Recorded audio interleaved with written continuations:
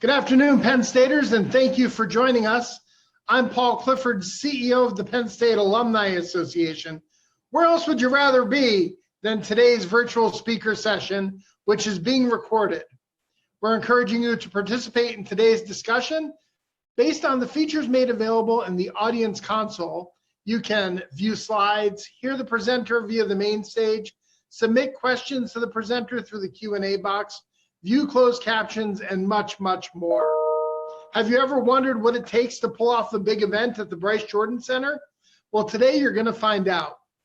This afternoon, we welcome production manager for the BJC, Chad Swires, who will provide a behind-the-scenes look at a typical concert day. Chad's a Penn Stater, having graduated with a BFA in theater design and production from the university in 2006. Upon graduating, he worked for the Production Resource Group as an account executive, managing lighting rentals for Broadway shows and national tours. In 2011, he accepted a position as a production supervisor of Penn State Center for the Performing Arts. Ultimately,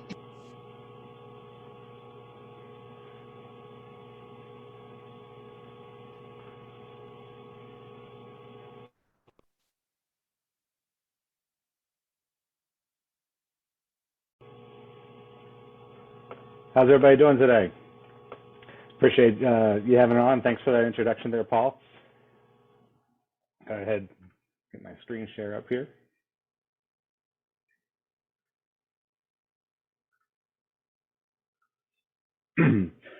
So welcome. I appreciate everybody tuning in today. Excited to talk to you about life backstage at the Bryce Jordan Center.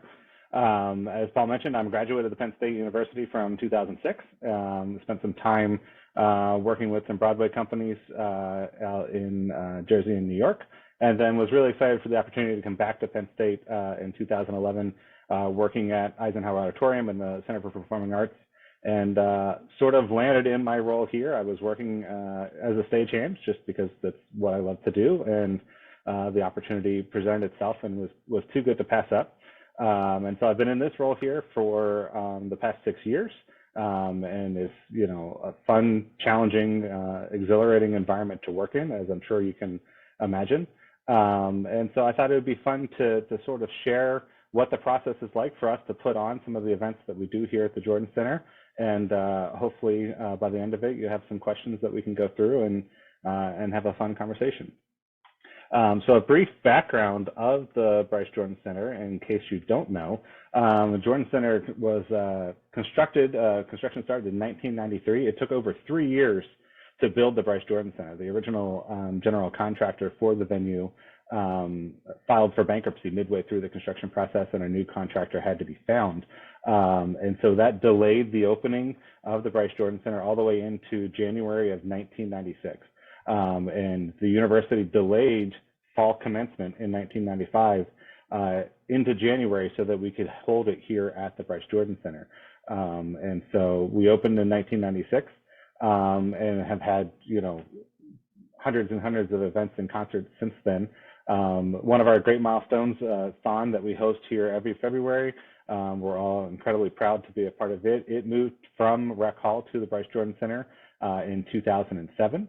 And then we recently, here before pandemic hit in 2018, set a new attendance record with Metallica at over 15,000 people to a concert. Previous attendance record was the Backstreet Boys of, believe it or not, in the early 2000s. And then just recently here in 2021, we celebrated our 25-year anniversary. We were hoping to have, lots of fun events surrounding that, but unfortunately through COVID and the pandemic, we had to scale back that a little bit. But we're really excited to started welcoming fans back into our doors here this past fall, and we have an exciting lineup coming up this fall and spring for everybody to come and see some events here at the Jordan Center. Most people know of us as the men's and women's home basketball court, as well as, of course, for concerts. But we do a variety of other events here at the Jordan Center as well. I mentioned earlier that we host Thon every year. We are a great venue for comedians and family shows. We have the ability to scale the theater down, the Jordan Center down to a small atmosphere and seat between 2,500 and 4,500 people. So you get a nice intimate theater setting. We're also a really popular spot for banquets. If you are involved in an organization that needs a banquet space of 500, 600 to 1,000 people, feel free to give us a call. We love to host those events. We have a catering department right here on site that does some really excellent food. And so we take the arena floor, we remove the basketball court, and we're able to do full-scale banquets with production on stage, lighting and sound equipment, video equipment, everything that you need to put that on. And then we are obviously, first and foremost here for the university. So commencement 3 times a year, and then student programming throughout the year as well. So we are available for student clubs and organizations to rent the building and put on whatever programming they may be looking to do there as well. Sometimes that's a student concert. Sometimes it's, their own banquet or reception. We've even done high school proms here. So we really are built to be as versatile as we can be, and to be open to the community and anybody else who might need a space to hold their event. So one of the things that I wanted to really share with you guys is how it goes, what goes into making a concert that you get to come here and enjoy. Most people, come in and spend their 3 hours here to see the excitement and their favorite artist on stage. But that process is actually a significant overhaul and undertaking to make happen. We spend, anywhere from 4 or 5 weeks, sometimes up to 2 years, planning on a show coming into the Bryce Jordan Center, depending on the scale and the size of that event and what it takes to hold it in our building. And then when you get to that day, a typical concert day is about 20 hours, sometimes a little bit longer. We usually start in the neighborhood of 6 a.m. And we'll come in with the show, and we'll mark out on the floor where everything has to hang from the roof. So we make the floor match the roof in terms of where the lighting trusses are going to hang from, where the speaker systems are going to hang from, where they might need a video screen, where the stage is going to be. Sometimes we build that stage in advance if it's a stage that we have here, or sometimes the show will bring their own stage with them if it's a really custom stage like Trans-Siberian Orchestra would have, or years ago Garth Brooks came in and he had a whole bunch of extra effects in the stage. Then they would bring that with them, and we will unload that off their trucks. And so the tour provides most of their equipment that's specific to the show. It travels on tractor trailers from city to city. And sometimes it's, 2 tractor trailers. The largest one I think I've done so far is 27 tractor trailers. And we unload them truck by truck and load it into the building. Sometimes, some of our crews have been upwards of, 80, 90, 100 people that it takes to build a show. And the tour brings their own specifically trained technicians with them. And so they're responsible for really making sure that it ultimately works the way they need it to work for their show. But then we're here to provide the assistance to get those trucks unloaded and get all the equipment into the arena and put together for them. And that crew, they've been on the road for months with that show. A typical concert's on the road for, 4, 5, 6 months, if not longer. Some of them go for years. And then, we do the show. That's the exciting part. That's what we're all here for. And then it takes us about 4 hours to tear it down, sometimes a little bit less. And we usually wrap up our day around 2:30 or 3 a.m. And then go home and get some much needed sleep. But I do have a video here that I can share with everybody so that we can see what that transition looks like. And this is going from the basketball game into a Trans-Siberian Orchestra concert into the military appreciation game. And so the basketball court is built in 4-foot by 8-foot sections that we can remove panel by panel, and we store them in a back storage room here at the Bryce Jordan Center. And you can see all of our bleachers are collapsible to tuck into the side there to give the show more space. Each show sort of tells us in advance how much space they need on the floor, and then we try to give them that set up before they arrive so that they can walk in and be ready to go. And you can see here, we're just getting started with marking out spots on the floor. And all these blue boxes are the chain motors that hold everything off of the roof structure. So we have a crew that's specifically trained to walk on the steel beams, and they will come in and hang all of those motors for us. And then the show will start unloading. You can see the stage here in the forefront lighting trusses and video screens are going up in the background there. And so they're trying to test everything as they build it and make sure that everything's functional before it gets to be 40 or 50 feet in the air. Because once we get to that point, it's a little bit tricky to bring it back in. And so at this point, the show's pretty well set. They're doing some final lighting adjustments there as we set up the chairs on the arena floor. And doors will open up here briefly to start allowing the audience in. And then this is the fun part. This is where I get to eat dinner and catch my breath for a minute. And midway through the show, as it shows here, you'll see we'll do the reverse order. We'll roll the stage back down, tear it all apart, and that same crew will come back onto the steel beams and lower all of those motors in. And then our ops teams takes over. They clean the building. They set up the tables there for our banquet and the military appreciation tailgate, and we roll right into the next event. And that's a day in the life here at the Bryce Jordan Center. It's always, you set up today, but you're looking ahead to what you're doing tomorrow and how you can best transition into that next event so that it's as seamless as possible for our clients coming in.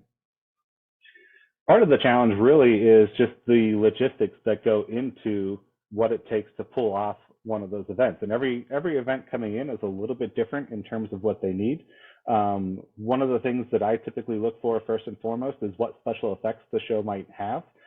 This could be something like a fog effect or lasers or pyrotechnics, because those require us to bring in other entities here at the university. We partner with our friends at Environmental Health and Safety, and we do a fire inspection, we do a laser inspection with each show. We might involve police services if we need to do additional security with the event. And so we want to make sure we know what those are in advance, that we can bring those partners in and make sure that we're putting on as safe of a performance as possible for our guests. And then a lot goes into parking as well, not only just how we park for 10 to 15,000 people coming to an event, but whether events are happening on campus. Is it a football weekend? Is there a hockey game? How many trucks do I have to park and where do they fit at? You can see there's a photo here of our lower back parking lot. I can fit about 20 tractor trailers in there, depending on how many buses the show brings. But if a show shows up with 15 buses and 27 trucks, then we need some additional parking options, to make sure that we can fit all that and not impact what's happening for the university and what's happening for our guests coming later that night. And then one thing that, a lot of people don't take into consideration, and something I hadn't really spent a lot of time thinking about prior to getting into this line of work, was just how heavy some of these shows are and what that means when you hang that from the roof of the building. The heaviest show that we've ever hung here at the Jordan Center was 220,000 pounds of weight that hangs off the roof. And so we keep an engineering firm on retainer to help us through that and make sure that we're doing it as safely as possible. But we have to work with each show in advance on how much their show weighs, where that weight's distributed across our roof at, and make sure that we're doing it in a way that's safe for everybody and puts on a great show, but not compromising, the structural integrity of our facility. Labor is always everybody's favorite topic. As you can see, you go around town, just about everybody is hiring. We are hiring too. If you're looking for a job, consider coming to the Bryce Jordan Center. We have positions for everybody.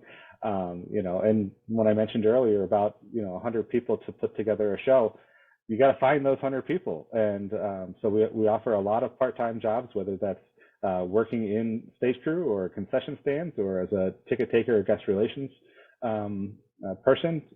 If you know anybody looking for a job, I encourage you to reach out for us. And then a new logistical challenge here over the last couple of years has been COVID protocols. What it takes to travel a show and an artist around the country and around the world and maintain those safety measures. The last thing anybody wants to do is have to cancel a show from an artist being sick. But by nature, we're putting a lot of people in close proximity. So, we've instituted a lot of COVID protocols while we had the opportunity with the closure of the university there for a little bit. And now that we're back in full force, we're doing everything we can to make sure our guests are safe, make sure our artists are safe, and, to make sure that everybody can still get to see the concerts that they want to see. So that's a really brief synopsis of, a life here at the Bryce Jordan Center. But, hopefully it gave you some new insight as to what we do here, and I'm hoping that you guys have some questions that I'd love to chat with you about. So thank you for your time. I appreciate that. Chad, thanks for joining us today. Are you able to hear me? I know we're having some problem on the front end.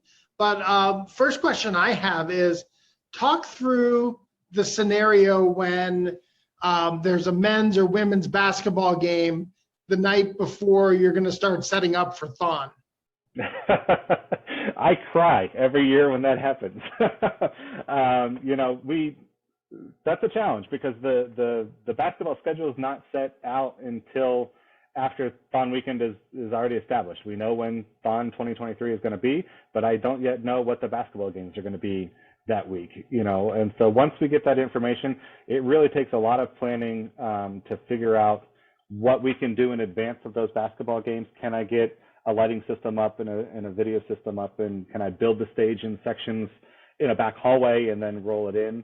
But if we have a basketball game the night before, it is a guarantee that we're going to work overnight into some really long hours. And we had that with this past Thon in 2022. That's exactly what happened to us. We were fortunately able to put a lot of the lighting trusses and everything in the air in advance. So the weekend prior to Thon, we built everything that had to be in the air, and we did basketball underneath the Thon lighting trusses and setup. But then that night, we asked our partners in ICA to not have any post-game activities on the court so that we can tear it down as soon as possible. And it's all night, all hands on deck, and we push through it, But we've never not gotten it done, thankfully, knock on wood. And yeah, you sleep whenever Thon's over. Yeah, if I'm remembering a couple years ago, maybe I have this wrong, but it seems like you don't do any of the post game celebrations or any post game activities on the stadium on the floor. But didn't we upset Michigan one night before Thon, and the students rushed the court? Yeah, I mean, you can't stop that from happening. That's what we're all here for. We want that excitement, and we want that atmosphere, and you don't ever want to take that away from the crowd that's here. So, we start when we can start. Obviously, we want it to be as soon as possible. But, we want to make sure that we're giving the current event, the diligence it has to fully be finished before we step into the next one. So I know this isn't necessarily your side of the house, but we have a question coming in about how the acts are selected each year to come to the Jordan Center. Yeah, that's a challenge in and of itself, and booking a tour is no easy feat. Typically, we work with a lot of concert promoters. You'll hear companies like Live Nation or AEG that they pay to travel an artist around the country and around the world. And we obviously have relationships with them. And so they'll come to us and they'll usually ask for a handful of dates, 5, 6, sometimes maybe more dates of availability that we have on our calendar. And they're doing that with multiple venues as they try to arrange, their tour route and where they're going to go city to city. And a lot of people think like State College is this great stop between Pittsburgh and Philadelphia, but it's rare that a concert ever actually just goes Philadelphia, State College, Pittsburgh. Like tour routing doesn't typically work that way. And so they're looking at, it's usually 6 hours, 7 hours is their max time frame, because if you're tearing a show down and you finish at 2 a.m., but you need to start your next show set up at 7 a.m., you have to be able to get from State College to that city or that city to State College in that overnight time frame. And so those promoters are looking at how they can best maximize, their time on the road, because they make money by doing concerts. And so they ultimately come back to us and say, okay, out of those 5 dates we asked you for, this is the one that we're going to choose. And we're doing our best then to position as many of those artists as we can while still working around home football schedules, home basketball schedules, when commencement's going to be. We have our obligations that we have to do too. I can't imagine us ever trying to do a concert on a football Saturday, but we certainly do them on the Friday night before or the Sunday after. But yeah, so there's a lot of process that goes into that, and that takes months sometimes to put together a final schedule for a concert. So talk a little bit about, this is a behind the scenes tour at the Bryce Jordan Center, right? How about the concerts we don't get to see? I know from time to time, the Jordan Center is used as a practice venue, if you will, for some major tours. What are some of the acts that have come in to practice at the Jordan Center, but didn't actually play the Jordan Center? Yeah, so it happens both ways. Sometimes they rehearse and we do get a performance out of it. We've done that with acts like the Backstreet Boys, Bon Jovi, The Weeknd. We just did it in March with Slipknot. We were their first stop on the second leg of their tour. So they had taken 3 to 4 weeks off. They came here, built the same show that they had been doing previously, but they spent 2 days just making sure they had everything up and working to the best that they could, make sure the artist was comfortable with everything again before they started their next, 5-month leg of that tour. And then we got a concert on day 3 out of it. But we do have a very nice, very large arena. We have a lot of capabilities here. We're blessed with that. And we're located in a quiet area. So a lot of times you can bring an artist in and they don't necessarily get the bother that they would in a major market, like trying to do it in New York or Chicago. And, it's cheaper to get a hotel room in State College than it is in a major city. It's a little bit easier to get traffic in and out of here. And so it's safe to say now because he's on tour, but we recently had the opportunity to host Roger Waters here for the past 3 weeks. He was here for most of the month of March. And I'm willing to bet most people in town never had any idea that he was here. But they came in, they set up, their stage and their lighting and video and audio. And it was a brand new tour. It had never gone out before. And so they spent weeks making sure they had built it exactly how they wanted it. Their design team was here, making sure it met the artist's desires in terms of creativity and how the lighting would look and how it would sound and had all the effects that they wanted out of it. But yeah, we never actually had an opportunity to see Roger Waters live in concert here. He did his first tour stop in Pittsburgh on July 6th, I believe was his first tour stop, So sometimes you're blessed with the performance and sometimes, you're here to help them out and make sure that they get up and running the way they need to. And a lot of tours are built out of Lidditz, Pennsylvania. There's a company there called Claire Audio that is a major player in sound systems. Tate Towers is there, which builds a lot of custom scenery and a lot of automated moving pieces. And so it's really convenient for us too, because those guys can travel back and forth to the shop, or we can get parts needed in a day's notice or in a couple hours if truly needed. And so that close proximity and the capabilities that we have here at the Jordan Center really play in nicely to be a rehearsal space for that. Yeah, that's a little known fact. Lidditz, Pennsylvania and Lancaster County is probably the production capital of the East Coast, at least. Yeah. They're a major hub for concert touring. Absolutely. Yeah. So when you think of all your time at the Jordan Center, what's the most difficult production you've had to supervise and what made it so difficult? Well, that's a double-edged sword there, because there's obviously productions that we handle ourselves. Thon is done entirely as a Bryce Jordan Center production. So I'm responsible of overseeing a crew of people that design it, that rent all the equipment, that build it all in-house. And so that presents its own challenges in terms of, we're ultimately responsible for making it work and making it the experience that we want it to be for the Four Diamonds and for Thon. So that presents its challenges. But from a concert standpoint, hip hop shows tend to be a really big challenge. The most difficult one by far has been Kanye West. He came in with a floating stage. It was the St. Pablo tour, I think 2016, maybe 2017. I don't remember the exact year. But if you didn't get a chance to see what a flying stage looks like, you can find it on YouTube. And it's just massive. It basically works sort of like a factory crane, that it could move left and right and forward and back across the arena floor. And there were no seats at all. Everybody was just standing as the stage moved over top of them.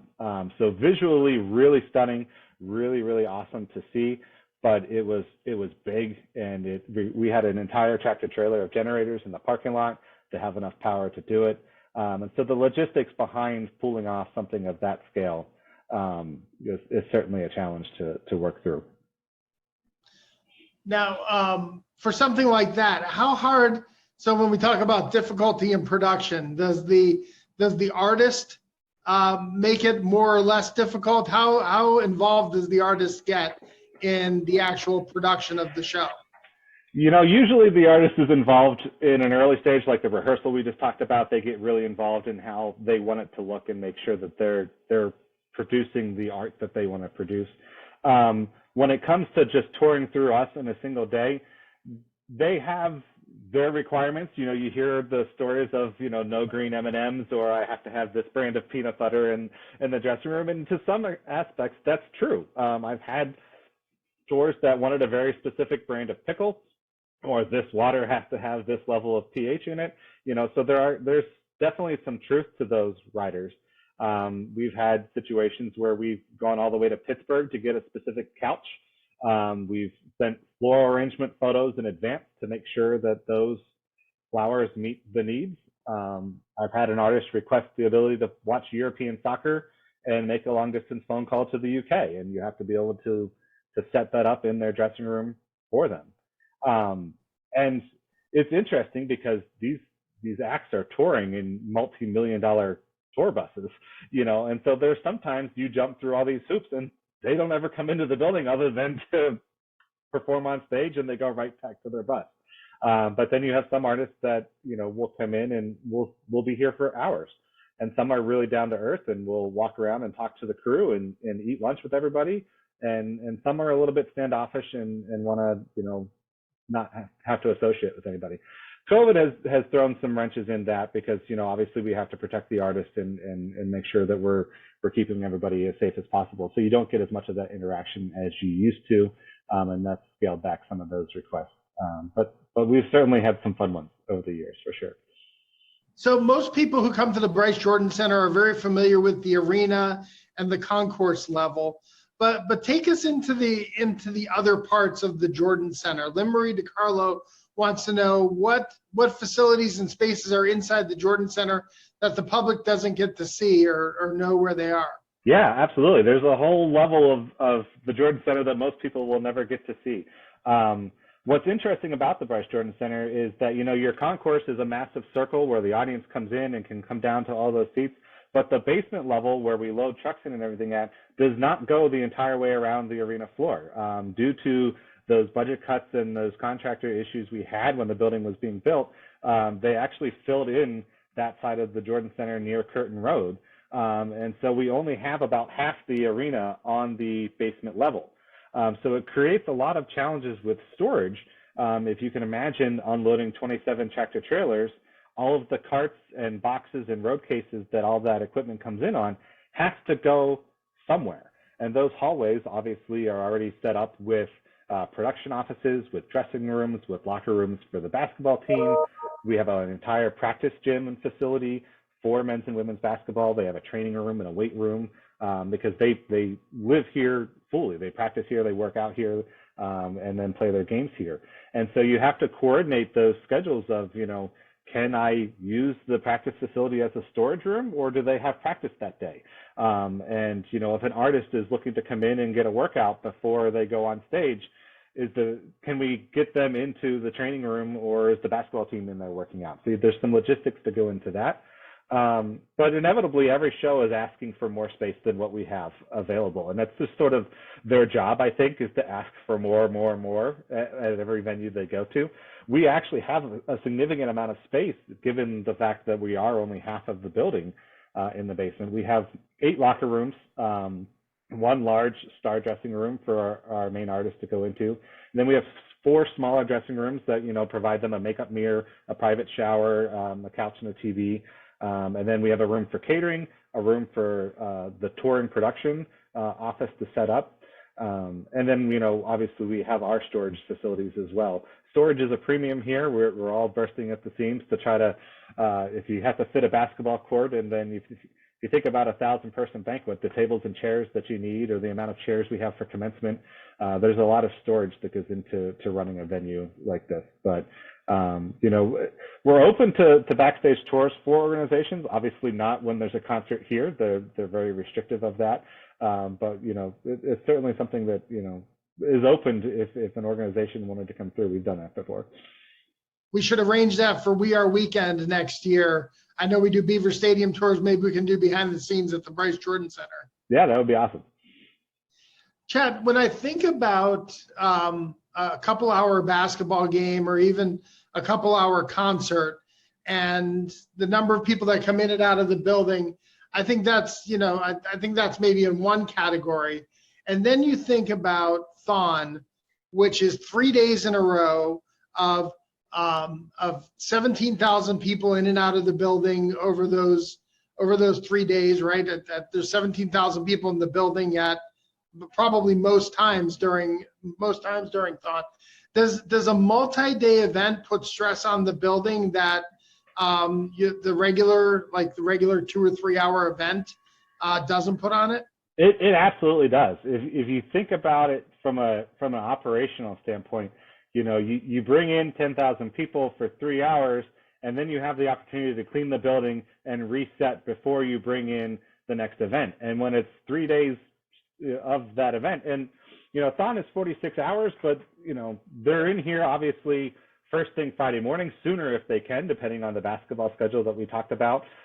So something as simple as cleaning the restrooms, restocking paper towels in there, mopping the concourse or sweeping a stairwell, that's significantly more difficult to do when you have people in the building, and how you navigate that to make sure that you're keeping up with the facilities, but also doing it safely with people there. Some of our floor scrubbers are massive sit down right on units that the concourse is typically empty when you're driving that around, not full of people. And then, Thon presents an extra opportunity there because Thon is student run. We, as the Jordan Center, are here to help them through that weekend and to make sure that we're doing it and as safely and efficiently and in all of the best practices that we've done over the years. But the students are running it. The students are making sure that we know how many people are in the building, that we're tracking those people safely, that we are cleaning it, or that the concession stands are being run. It is the student organizations that are doing that. So that presents some fun challenges and also some fun opportunities throughout the year. But it's one of the most rewarding experiences that we have here at the Jordan Center is Thon Weekend for sure. So Chad, if you had to pick your BJC moment, right? That one show or that one kind of snapshot in time that kind of made you most proud or was kind of the most memorable moment that you've had. What is that moment in your mind? Boy, that's a tough one to narrow down. I'll give you 3 if that's okay. Thon is always at the top of that list. Concerts are great, concerts are fun, but at the end of the day, raising or being a part of something that's raising money for such an awesome organization and for families that really truly need it and depend on it, being a part of that, seeing that total number come up at the end of 46 hours, knowing that we're all exhausted, but we got to that finish line. Or sometimes it's as simple, the kids' talent show, Thon Weekend, is one of my favorite parts. You bring a 5-year on stage and give them a microphone and put a spotlight on them and just see them come to life. It's really a heartwarming moment. So Thon definitely ranks supreme. From a concert perspective, Metallica was just incredible. And they were a group of touring stagehands that had been doing it for such a long time. It was such a well-oiled machine that we put that together and tore it down in record time, and it was just great to work with them. And it was a pretty significantly large event to do. And as I mentioned earlier, set an attendance record here at the Jordan Center. But then personally for us, sometimes those university events that aren't necessarily always open to the public can be just pretty rewarding as well. And we recently hosted the fundraising campaign closing event here for the university, and that was a really large production that we took on entirely at the Bryce Jordan Center, and the School of Theater partnered with us on that, and it was done entirely by Penn State people, and it was fun to see that come together. It was a very long, exhausting week, but I was incredibly proud to see the student design team, the faculty design team, and what we at the Jordan Center were able to do to put that event together. Yeah, I think I have a similar list, but the one that stands out to me, I can't even put my finger on why it does, but the Bryce Jordan Center has become an annual stop for the wrestling team. Oh, yeah. And I remember it was 2019 or 2020, maybe just before the pandemic, and Nick Lee beat Luke Pletcher from Ohio State. And I don't think I've ever heard the Jordan Center louder than when Nick won that match. It was an amazing night. It was a big win for him, and for whatever reason, that stands out as an iconic moment at the Bryce Jordan Center. Yeah, we love hosting wrestling here. It's really an awesome atmosphere if you've never had the opportunity to come, because it can be as loud as you just talked about, but it's also quiet enough to hear a pin drop. Like that moment right before that, the Jordan Center's never been so quiet. And then, you break into that roar. And we have a lot of fun putting together wrestling. It's an opportunity for us to bring in some fun special effects to make the atmosphere what it is. And you're guaranteed to get a good crowd. Our wrestling fan base here is pretty incredible. So we enjoy wrestling. Well, Chad, that's all the time we have for today. I'd like to thank you for joining us. And I also want to thank everyone who has tuned in to today's virtual speaker session. As a reminder, you can view the full listing of all of our events online and in person at our website at alumni.psu.edu. Thank you for joining us, and thank you for all you do for the university, for the glory, and for the future. We are Penn State.